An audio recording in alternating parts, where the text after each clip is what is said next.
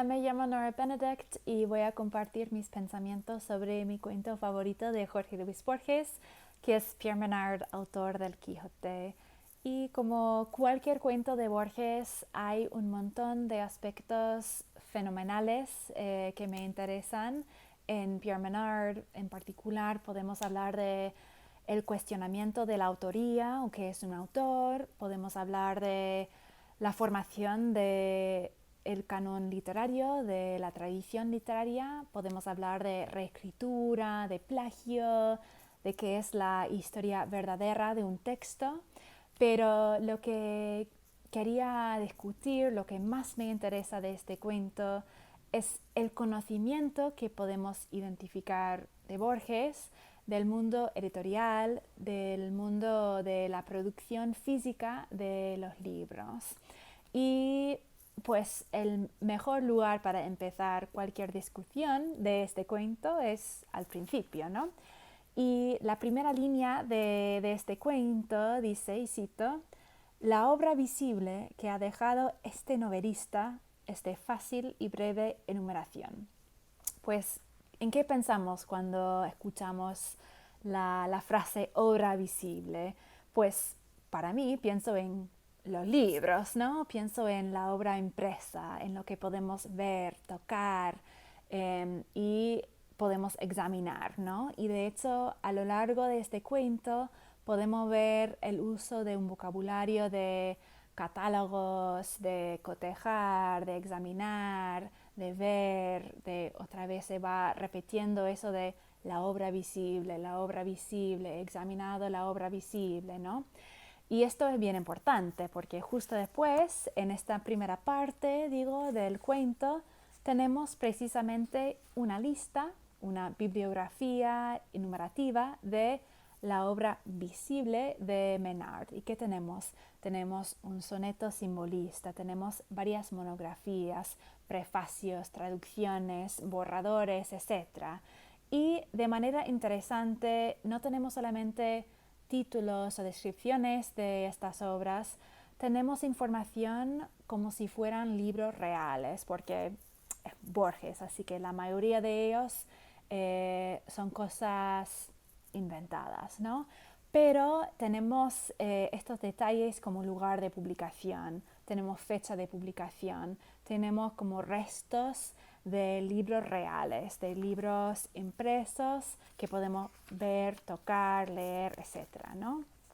Y esto es muy importante cuando pasamos a la segunda parte en que describe la obra invisible, digo, de Pierre Menard, o sea, el proyecto de escribir El Quijote.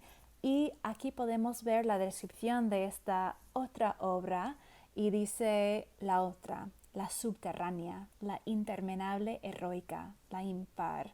También hay de las posibilidades del hombre, la inconclusa. Así que en el proyecto central de Menard, lo que yo veo es un ejemplo perfecto del proceso de editar. O sea, puedo ver en este momento el conocimiento de Borges de las teorías de cómo editar un libro, cómo crear una edición crítica de cierta cosa. Y en particular, cuando hablamos de ediciones críticas, de aspectos de editar un libro, hay dos posibilidades, hay dos ramas para editar. Uno, se puede crear una edición crítica y una edición crítica en general puede tener variantes, puede corregir errores del copista, del tipógrafo, del autor en sí. Y la otra rama, la otra posibilidad de una edición es una edición diplomática.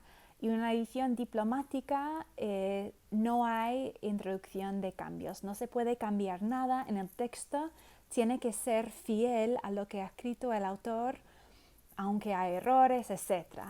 Y de manera súper interesante para mí, tenemos la distinción, la discusión, la identificación de esas dos ramas en el cuento en sí de Pierre Menard. Así que Borges ha escrito, y cito, mi solitario juego, lo de escribir el Quijote, está gobernado por dos leyes polares.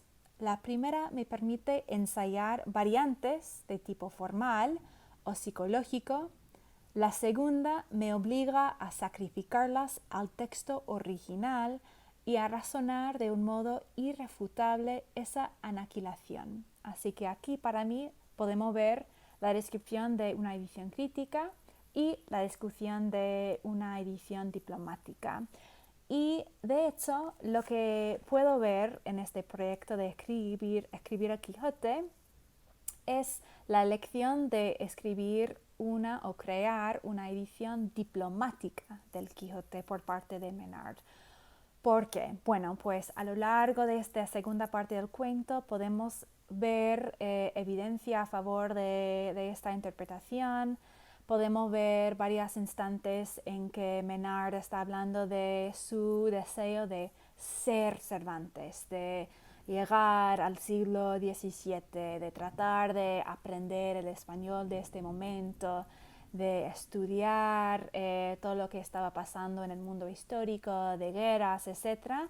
Así que como cualquier editor que tiene que entender las intenciones del autor, ese Menard quiere ponerse en este momento, quiere estudiar, quiere ser este Cervantes para entender su obra, para entender lo que tiene enfrente de sí, para editar y ser fiel a eso de edición diplomática, ¿no? Y aunque hay un montón de evidencia que puedo citar a favor de esto, del hecho de que el proyecto para mí es una edición diplomática del Quijote, no quiero sobrepasar mi tiempo, así que quiero enfatizar la importancia de estudiar, de leer la obra de Borges desde esta perspectiva, o sea, la importancia de enfocar en los aspectos de editar, de pensar en cómo me ha llegado esta obra, en cuál es el proceso de crear una obra física y también cuál es la diferencia de leer el cuento de Borges en la revista Sur, de leer la obra de Borges en primera edición de ficciones, de leer en una reedición de ficciones, en otra versión. Esto cambia como entendemos las palabras, cambia la versión, hay errores, hay variantes que aparecen en este cuento, similar al proyecto de Menard o no. Pues para mí es importante pensar en estas cuestiones porque me hace pensar en cómo la obra de Borges se produce, se reproduce y cambia en cada edición, cambia en cada instante de su publicación y nos cuenta algo fascinante de su producción. Por ejemplo, creo que la versión de Pierre Menard, que es mi favorita, está dentro de un CD-ROM de un grupo de jazz que se llama Mostly Other People Do the Killing, que es una regrabación de la obra de Miles Davis, Kind of Blue, nota por nota, como Menard, ¿no? Y de manera fascinante, las notas que acompañan al CD son precisamente Pierre Menard, autor del Quijote. Así que pensar en cómo esta obra va cambiando, va circulando, también es de manera muy productiva para interpretar y analizar, leer, disfrutar la obra de Borges.